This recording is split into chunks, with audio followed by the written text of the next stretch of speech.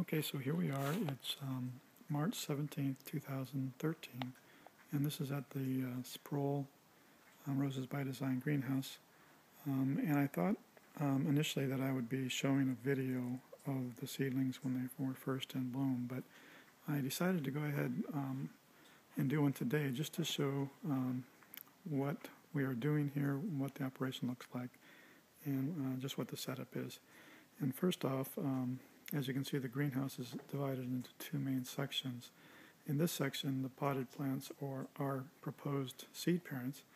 Now, every year I do switch these out, deciding on different seed parents. Some of them are the same as last year, but many of them, in fact, are actually smaller plants, which I'm a little concerned about because they may not be as productive. But these are ones that have been good seed parents, and we have copies now of them that will be useful in producing more seeds, hopefully. In addition to these seed parents, I also have probably as many, maybe a little bit more outside, that I'll also be using. I like using the ones inside first because they tend to bloom earlier, and then it helps spread out the work so I'm not quite so busy all at once when everything's blooming. And then the other side of the greenhouse here is the new seedlings, and I'll talk more about those in just a moment. But outdoors, through the door here, is where we have the seedlings that are survivors, and as you can see, there are a lot of them. Many of them have survived several years, and then others are brand new that were grown last year. This group right here, in fact, this row and then the one right next to it, these are grown for the first time outdoors, so we'll get to see what the blooms look like. Many of these, including this one, which is Thrive, have been around for quite a while. So in the greenhouse, I did want to take a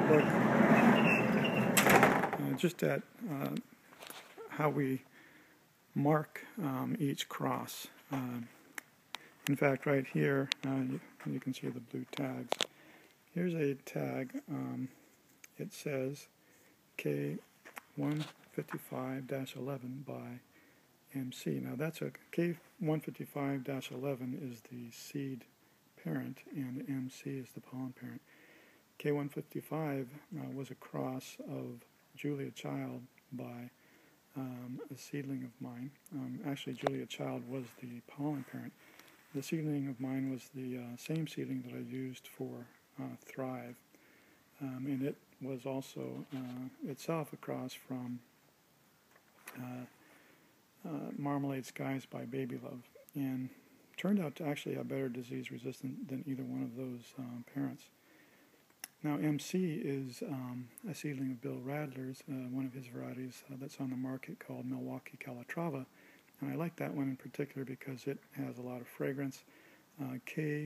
K155-11 is one of the seedlings from that group that exhibited more of an old-fashioned form, was also very clean, bloomed a lot.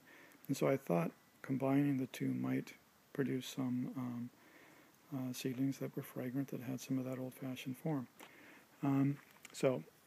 This big rectangle, which you can see that begins at this marker here, goes all the way down to here, and then across to the white tubing right here. This whole rectangle then is representative of that cross.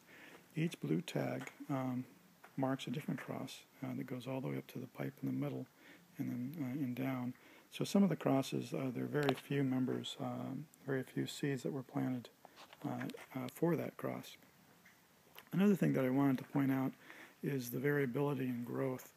And just looking at the different seedling groups, you can see that some have quite advanced growth and others are not.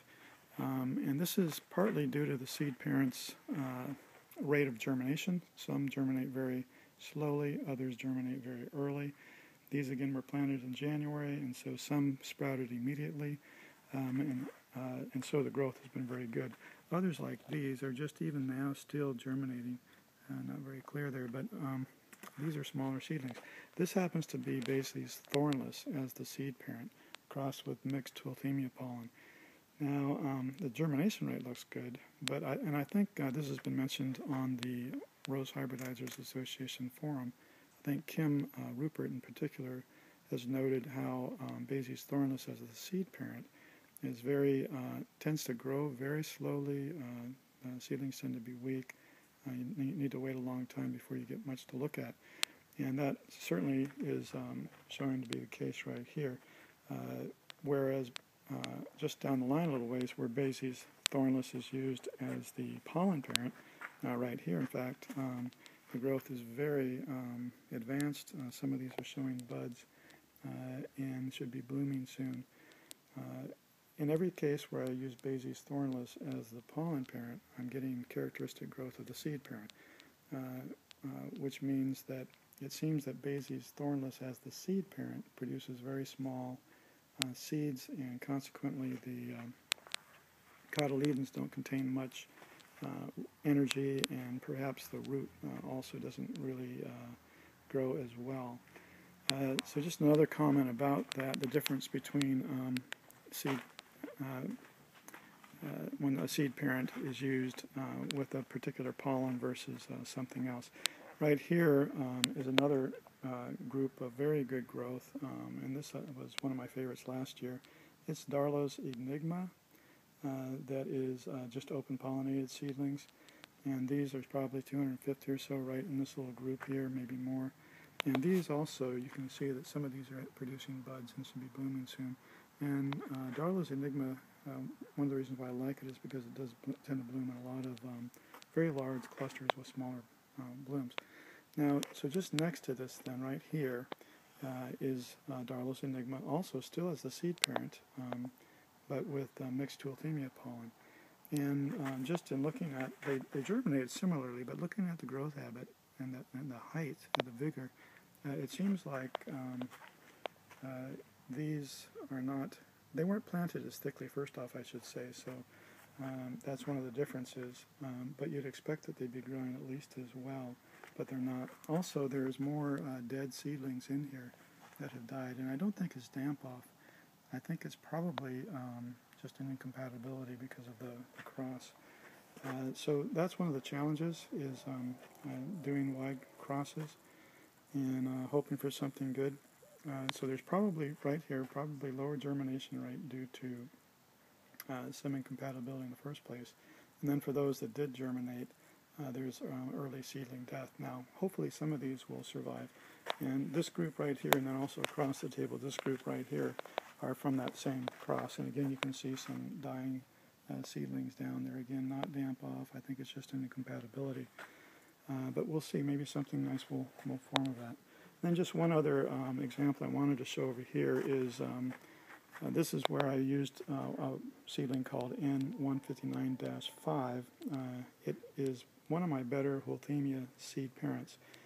You can see the germination is good. All of these through here are all from that same seed parent with different pollen parents. And I just wanted to point that out again, how the pollen parent has a big effect on seedling development, even when they're younger. Right here to the right of this larger group, these are, again, with the same seed parent.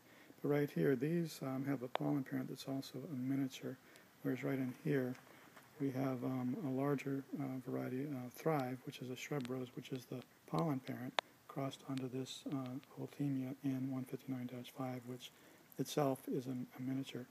In any case, some of these are larger. They're producing buds, and surprisingly, I noticed yesterday, in fact, that there was one, this one right here, that looks like it's going to be blooming soon. Now, does it have a blotch? I don't know.